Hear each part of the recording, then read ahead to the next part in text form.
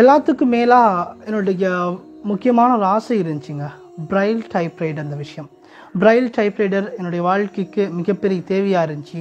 பாடங்களை எழுதுகின்ற அந்த விடயம், படிக்கின்ற அந்த விடயங்களுக்கு பிரைல் டைப்ரைடர் மிகவுமே தேவையாக இருந்துச்சு. அதனை கொள்வனவு செய்ய வேண்டும் என்ற ஆசை இருந்தது. ஆனால் அதுக்குரிய பண விடயங்கள் மிகப்பெரிய ஒரு பிரச்சனையாக இருந்துச்சு. அல்லாட்ட துஆ செய்தேன். அதே போல தான் எங்களுடைய மாவடி பள்ளிக்கு ஒரு தடவை அகில இலங்கை மக்கள் காங்கிரஸுடைய தலைவர் மதிப்புக்குரிய ரிஷாத் பதிதீன் சார் அவர்கள் வருகை தந்திருந்தாங்க. அவர்களிடத்திலே சந்திக்க வேண்டும் என்ற அந்த விடயத்தினை எங்களுடைய ஊரில் இருக்கின்ற அகில இலங்கை மக்கள் காங்கிரஸுடைய மத்திய குழு, குறிப்பாக ஜலீல் நானா, ஹில்மி நானா, இவங்கள்ட்ட எல்லாம் சொல்லியிருந்தேன். அவங்க அதுக்கான வாய்ப்பினை ஏற்பாடு செய்து தந்திருந்தாங்க. முன்னாள் அமைச்சர், அகில இலங்கை மக்கள் காங்கிரஸுடைய தலைவர், தற்போதைய பாராளுமன்ற உறுப்பினர் ரிஷாத் பதிதீன் சார் அவங்கள்ட்ட நான் சொல்லியிருந்தேன், எனக்கு இந்த பிரைல் டைப்ரைடர் வேணும், இது என்னுடைய வாழ்க்கைக்கு ஒரு முக்கியமான தேவையாக இருக்குது அப்படின்னு சொல்லி அந்த விஷயத்தை பேசியிருந்தேன்.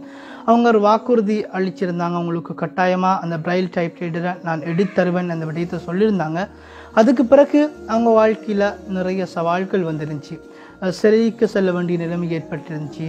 அந்த நேரத்தில் கூட நான் சில அந்த விடயங்களை மறக்காமல் ஞாபகத்தில் இருந்து அந்த சவால்களுக்கு பிறகு, சிறையிலிருந்து வெளிவந்ததன் பிறகு உடனடியாக அந்த பிரைல் டைப்ரைடரை கொள்வனவு செய்து என்னிடத்தில் நேரடியாக எடுத்து வந்து தந்திருந்தாங்க. அவர்களுக்குமே இந்த சந்தர்ப்பத்தில் நன்றிகளை தெரிவித்துக் கொள்கிறேன். ஜிசாக் அல்லாஹ் ஹைர். அவர்களுக்கு அல்லாஹ் நீண்ட ஆயுளையும் தேக ஆரோக்கியத்தையும் வழங்கணும்.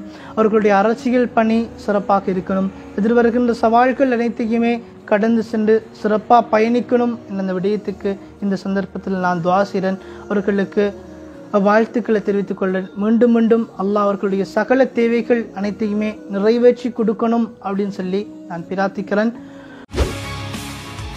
செய்திகளை உடனுக்குடன் தெரிந்து கொள்ள உடனே சப்ஸ்கிரைப் பண்ணுங்க.